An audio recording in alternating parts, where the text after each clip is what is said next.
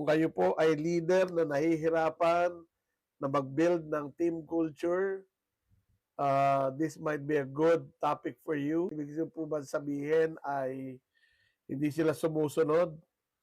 Oo, ah, hinihila nila pababa yung implementation ng inyong mga plano. I think that's one of the things that we should be able to cover today, no? Kasi ang teamwork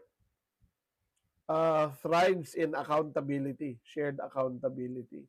So kung walang shared accountability, there will be no teamwork, di ba?